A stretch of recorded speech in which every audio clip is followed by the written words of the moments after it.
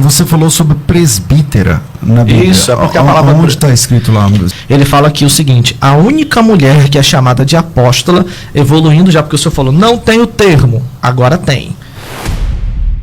E no vídeo de hoje, o pastor surpreende ao provar que no Novo Testamento já existia pastoreio feminino. Tudo isso nós vamos acompanhar agora. Já aproveita, se inscreve no canal, deixa o seu like e vamos pro vídeo.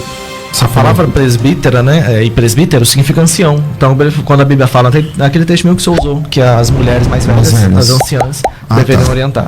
E aí, mas aí é que tem presbítero e presbítero. Tem presbítero na Bíblia que é um velho, tem presbítero na Bíblia que é um cargo eclesiástico. Então esse é o detalhe. Na presbítera não é um cargo eclesiástico, então, né? Seria a pessoa idosa, a pessoa mais velha, seria isso. Ou seria, você enxerga ali um cargo mesmo? Então, esse é o problema. Como fazer essa distinção? Porque não tem nenhum adjetivo dando esse relevo, entendeu? Só o contexto. Aí o contexto, ótimo. No contexto, o presbítero é aquele que ensina, certo? Aquele que unge com óleo, que ora pelos enfermos. As presbíteras, que seriam as mulheres anciãs, a gente tem essa dificuldade justamente porque o presbítero foi mantido, a palavra presbítero, na nossa Bíblia está lá, presbítero. Quando chega na mulher, eles traduzem e botam anciã. Não manteve o mesmo título. Porque ela recebe um título e uma função, igual os presbíteros. Só que como foi traduzido para a nossa Bíblia, e a gente geralmente está lendo em português, a gente fala, recebeu uma função, não, mas é só uma coroinha aqui da igreja. Entendeu? Então, quando a gente olha para o texto grego, eles são tratados com o mesmo termo. E o contexto? O contexto da função para os homens, mas também da função para as mulheres. Então, a gente não consegue ver essa diferença. É um outro detalhe que a tradução do português vem, às vezes, enviesada. Ela traduz um termo e, às vezes, não traduz. É igual a palavra apostasia, por exemplo. Em alguns lugares ela vai ser traduzida, em outros vai ser transliterada. Né? O verbo apostatar, a gente acaba entendendo de acordo com 1 Timóteo 4:1. Lá, apostatar tem o objetivo de se afastar. Aí quando chega em 2 Tessalonicenses 2:3, não traduzem, bota transliterado para deixar obscuro o negócio. Então a gente consegue perceber uma vão teológica na tradução. A palavra apostasia. Oi? A palavra apostasia aparece nos dois textos. Mas se você... Não é que um está traduzido e o outro não. Mas no dicionário português você tem o verbo apostatar, mas não tem o substantivo apostasia. É que assim, no texto lá de Timóteo, 4, né? 1 Timóteo 4. 1 Timóteo 4, ele também aparece transliterado. Não, mas não aí... é só um problema de Tessalonicenses. A Timóteo também, ambos aparecem transliterados. Não, mas ali já é traduzido mesmo. É porque eles pegaram a base do grego e colocaram para o português. Se você for ver o verbo apostatar, no dicionário português tem. O substantivo apostasia não tem. Então eu posso pegar o verbo apostatar e colocar ele, né? Eu apostato, tu apostatas, ele apostata. Numa redação do Enem vai ser aprovado. Mas se eu botar o substantivo apostasia, eles vão dizer que é estrangeirismo e vão riscar. Quando nós pensamos sobre a obra ministerial, tá? Como um todo, e mais especificamente quando nós nos aplicamos aqui uma reflexão sobre o assunto aqui do ministério feminino, né? O ministério pastoral feminino, é interessante observar que a ideia aqui discutida não é menosprezar aquelas pessoas que estão envolvidas no ministério, que têm se dedicado de fato à obra do Senhor, tá? Pelo contrário, a ideia é esclarecer em relação ao que a Bíblia diz e o que a cultura nos apresenta agora no século XXI. Tá? Isso que não é algo novo, né? Já tem aí algumas décadas, né, que o ministério feminino ele vem sendo desenvolvido em vários segmentos. Nós temos, por exemplo, desenvolvido dentro do segmento adventista, né, dentro do segmento batista também já existe, né, alguns já adotando, dentro de segmentos da Assembleia de Deus também. Nós temos segmentos, como já foi mencionado aqui também, né, como a Igreja Presbiteriana também, que não adota, pelo menos até então, tá, a função de pastora. Já outros segmentos já é uma coisa muito comum. Eu já tenho participado de eventos assim interessante, que no púlpito só tem pastoras. Eu sou convidado para ir lá para pregar, e uma delas, a esposa era a pastora e o esposo era o diácono na igreja, né? Então, são coisas que vão acontecendo assim no dia. E se o propósito é ganhar almas para o reino de Deus, é edificar vidas, tá? Aqui a questão da nomenclatura fica exatamente aí a discussão.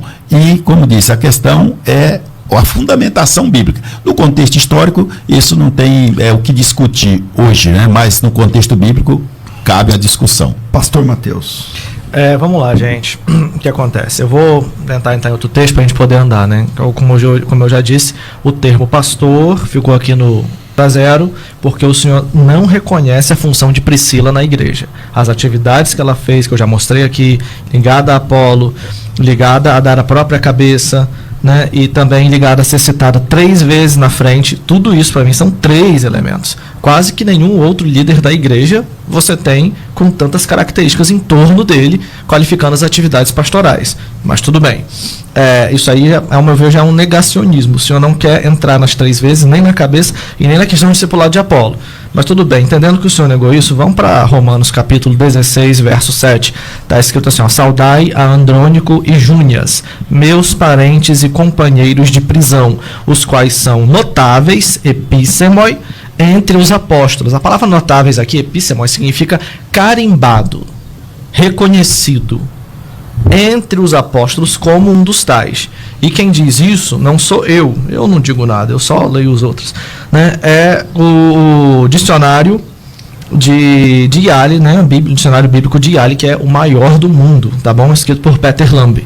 Ele fala aqui o seguinte: a única mulher que é chamada de apóstola, evoluindo já porque o senhor falou, não tem o termo, agora tem. Na Bíblia, no Novo Testamento, é Júnias.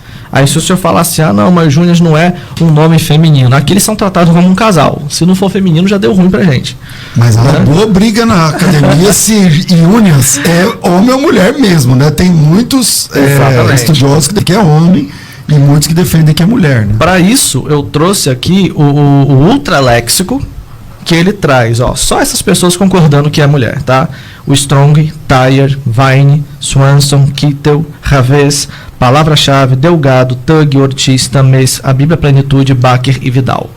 Todos eles aqui concordam que é feminino. Você vai em qualquer acórdão, se o senhor tiver aí no seu celular ou se tiver de repente no computador, clica em cima de Júnias que o senhor vai ver exatamente isso daqui, ó. Vou mostrar para os senhores aqui, ó. O pastor César com certeza tem um inglês abençoado aqui, ó, pastor. Substantivo, acusativo, singular, feminino, tá vendo? E se a gente for aqui, ó, para o léxico ultra, nós vamos ter todos eles trazendo essa mesma, você vê que é o mesmo símbolo, tá vendo? Acusativo, feminino. Todos eles trazem isso daqui. Todos eles. Então, é uma unanimidade. Por que tem debate na academia? Porque, por uma razão boa, né? Não vou dizer que é ruim, a maioria dos acadêmicos ainda são os reformados. E eles querem transformar isso daqui. E aí vai gerar um outro problema, porque Paulo está citando casais aqui. É que, na verdade, parece que no Códice de Bezer você tem uma variante. Né? Você tem, então, há mesmo uma discussão acadêmica mesmo sobre isso, não é uma perseguição, coisa parecida, mas por conta do Códice de Bezer. Mas eu estou fora do debate, Não, eu reconheço, eu vou entrar nessa parte. A variante que tem no Códice de Bezer, que é o chamado de D05, essa variante aponta o seguinte: ela também tem outras variantes nesse texto que complicam muito o lado também de quem defende o pastorado feminino. E se a gente for falar de variante, você sabia que entre o Sinaítico e o Vaticano nós temos mais de 30 mil? Já pensou se a gente fosse fazer teologia com base em variante? Realmente não ia ter como, né? Ia ter que montar uns 500 podcasts, mostra o texto, para poder cada um vir com o seu manuscrito aqui. Então, partindo da ideia de que essas variantes, qual o consenso entre elas? O consenso entre elas gerou 22 trabalhos acadêmicos. Nós vamos ter 4 que são mais populares: o texto crítico, o texto recebido, o texto majoritário e a família 35. Todos trazem Júnias com sufixo feminino. Union, tá vendo? Então, aqui é bem simples. Inclusive, né, a gente tem aqui a expressão porque Paulo está citando casais. Então, se Júnior não for um casal, não for mulher aqui, a gente vai ter um grande problema, né? Aí o pastor César vai ter que fazer mais uns 15 debates sobre homossexualidade e a Bíblia. Pastor Edmar, quando você observa aí a leitura do texto, né, que quando trata aí da elevada estima, é possível repetir aí só a leitura do tópico lá em cima? Sim, sim. Professor Mateus, por favor. Saudai Andrônico e Júnias, meus parentes e companheiros de prisão, os quais são notáveis entre os apóstolos e estavam em Cristo antes de mim. Muito bem. Então, quando nós observamos aí o reconhecimento que Paulo faz, né, desse possível casal, tá, da importância, que já eram crentes, tá, antes dele, da importância que eles tinham da convivência entre os apóstolos, tá? Eu disse que ele está deixando bem claro aí que, ou seja, que eles, na verdade, gozavam de um certo conceito importante. Tá? E aí, ou seja, você vai colocar, tá? Dá para colocar eles aí no mesmo nível do apostolado, tá? Esse casal. E aí, então, ou seja, cabe, claro, aí uma reflexão. E isso aí é um dos pontos também que na academia, porque aí foi colocado só a questão se é homem, se é mulher, etc. Tá? Mas aí quando você coloca esse ponto aí, tem aí como você imaginar e talvez até chegar a uma conclusão relacionado aí à questão da função, tá? A função exercida por eles ali na igreja, nos dias de Paulo, como ele relata, né? Então, é interessante que se observe realmente, seja, são, de fato, apóstolos, ou eles são considerados, tem aí um grande destaque, um grande conceito entre os apóstolos. E isso está fácil de responder, porque a gente tem aqui o chamado dativo de esfera. O que é esse dativo de esfera? Entois apóstolos. Aqui está no dativo. Quando você tem um dativo de esfera, é porque você tem uma esfera e os citados estão dentro do mesmo grupo. Inclusive o nome do grupo é apóstolos. E dentro do grupo está Andrônico e Júnias. Então não é citado na convivência deles. É citado entre o grupo deles e ainda diz carimbado, ou seja, com reconhecimento. Entendeu? A não ser que o senhor, mas existem, né, mais de 20 tipos de dativo, mas nenhum dos outros 19 se encaixam aqui. Só o dativo de esfera, justamente porque você tem uma preposição, um artigo e um substantivo, que é a exigência do dativo de esfera. Esse dativo de esfera é como se fosse uma categoria, pastor.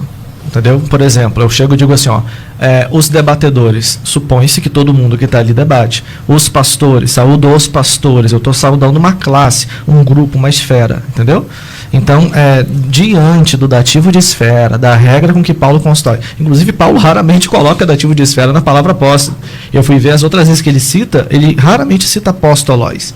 Tá bom? Assim no plural, né? No dativo. Geralmente ele cita no genitivo, no nominativo. Mas, assim, diante do dativo de esfera, não tem pra onde correr. É isso aí, meus amigos. E você, concorda com o Ministério Pastoral Feminino? Deixe o seu comentário aqui abaixo, se inscreve no canal, compartilha esse conteúdo e até o nosso próximo encontro.